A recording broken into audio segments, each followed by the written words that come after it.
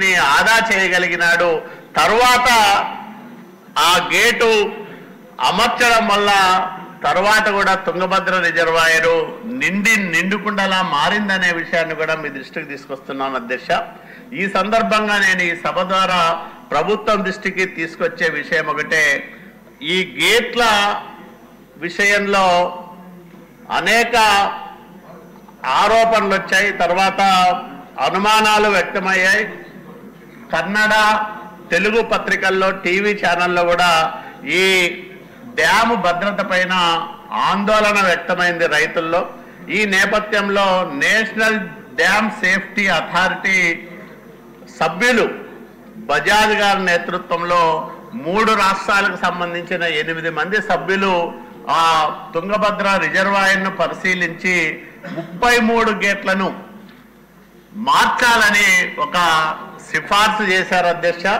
ఎందుకంటే ఈ గేట్ల వయస్సు సాధారణంగా 45 సంవత్సరాలకు మించి ఉండకూడదని అప్పట్లో నిర్ధారించారు. మరి ఇప్పుడు 75 ఏళ్ళు అయింది కాబట్టి ఆ 33 గేట్లని కొత్తగా అమర్చాల్సిన అవసరం ఉంది. మరి ఈ మొత్తం బడ్జెట్ అంతా కూడా 100 కోట్ల రూపాయల లోపే ఉంటుంది. 2 రాష్ట్ర ప్రభుత్వాలు, కర్ణాటక రాష్ట్రం, ఆంధ్రప్రదేశ్ రాష్ట్ర ప్రభుత్వాలు 2 కూడా ఈ వ్యయాన్ని భరించుకోవాల్సి ఉంటుంది. కాబట్టి నేను మీ ద్వారా గౌరవ మంత్రివర్యులను కోరేది ఒకటే, తుంగభద్ర రిజర్వాయర్కు సంబంధించి 33 గేట్లను, ఎందుకంటే అటు కర్ణాటకలో అత్యంత దుర్భిక్ష ప్రాంతాలైన బళ్ళారి, రాయచూరు, ఈ కొప్పల్ ఈ జిల్లాలతో పాటు ఇటు రాయలసీమ కర్నూలు, అనంతపురము, కడప, చిత్తూరు జిల్లా వరకు నీళ్లు పోయే అవకాశం ఉన్న ఈ తుంగభద్ర రిజర్వాయర్ను అత్యంత ప్రాధాన్యం కలిగిన రిజర్వాయర్గా మనం గుర్తిస్తా ఉన్నాం. కాబట్టి ఖచ్చితంగా ఈ గేట్లను మార్చాలని నేను మీ ద్వారా మంత్రి గారికి విజ్ఞప్తి చేస్తా ఉన్నా. ఎందుకంటే ఇప్పుడు ఆధునిక యుగంలో ఎత్తిపోతల పథకాలకు అత్యంత ప్రాధాన్యం ఉన్నాయి అధ్యక్ష.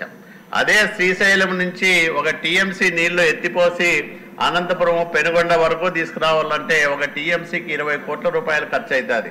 కానీ ₹1 ఖర్చు పెట్టుకోకుండా ఈ తుంగభద్ర రిజర్వాయర్ నుంచి రాయలసీమకు నీటిని మనం దశాబ్దాల తరబడి తీసుకొచ్చుకొని పంటలు పండించుకుంటా ఉన్నాం, తాగే నీటి అవసరాలు తీర్చుకుంటా ఉన్నాం.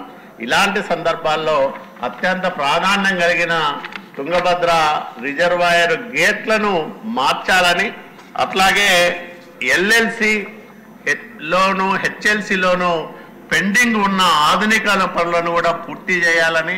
ఎందుకంటే ఎల్ఎల్సి కూడా చాలా ప్రమాదకరమైన పరిస్థితుల్లో ఉంది. కర్నూలు జిల్లాకు అత్యంత ప్రధానమైన ఎల్ఎల్సి కాలువ అది. అట్లాగే తుంగభద్ర బోర్డు ఏదైతే ప్రతిపాదించిందో ఆ నిధులన్నింటినీ కూడా విడుదల చేసి సకాలంలో ఆ పనులన్నీ పూర్తయ్యే విధంగా చూడాలని, ఆంధ్రప్రదేశ్ రాష్ట్ర సరిహద్దుల్లో కూడా తుంగభద్ర ఎగువ కాలువ ఆధునీకరణ పనులకు తగిన నిధులు మంజూరు చేసి ఆ పనులను కూడా ఈ 3 సంవత్సరాల కాలంలో పూర్తయ్యే విధంగా దాదాపు 600 కోట్ల రూపాయలు ఖర్చు అవుతుందని అంచనా ప్రాథమికంగా. మరి వాటిని కూడా పూర్తి చేయాలని ప్రభుత్వానికి నేను సూచన చేస్తా ఉన్నా అధ్యక్ష. ఎందుకంటే నీటిపారుదల రంగం అనేది చంద్రబాబు నాయుడు గారికి అత్యంత ప్రాధాన్యం కలిగిన అంశం. నిన్ననే చూసాం, నిర్మలా సీతారామన్ గారి దగ్గరికి వెళ్ళి గోదావరి, కృష్ణా, పెన్నా నదుల అనుసంధానం ప్రాజెక్టుకు కేంద్ర ఆర్థిక సహకారం కూడా అర్థించారు మన నాయకుడు.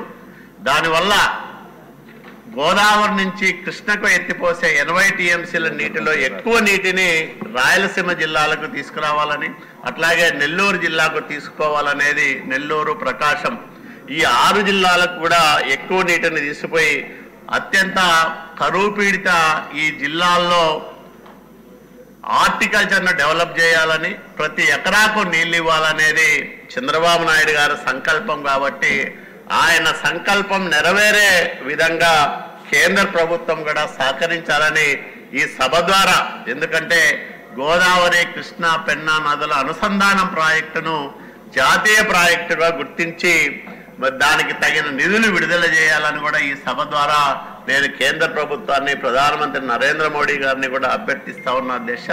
మంత్రి గారు ప్రవేశపెట్టిన ఈ బడ్జెట్ ప్రతిపాదనలకు సంపూర్ణమైన మద్దతు తెలుపుతూ సెలవు తీసుకుంటున్నాను అధ్యక్ష. మాధవి గారు. ధన్యవాదాలు అధ్యక్ష. 5 నెలలు చాలా జాగ్రత్తగా రాష్ట్రం ఎలా ఉంది, ఎంత దుర్భిక్ష పరిస్థితుల్లో మనం పగ్గాలు పుచ్చుకున్నాం అన్న దాన్ని కూలంకషంగా పరిశీలించిన తర్వాత వచ్చిన ఈ budget it's a very well exercised budget అధ్యక్ష.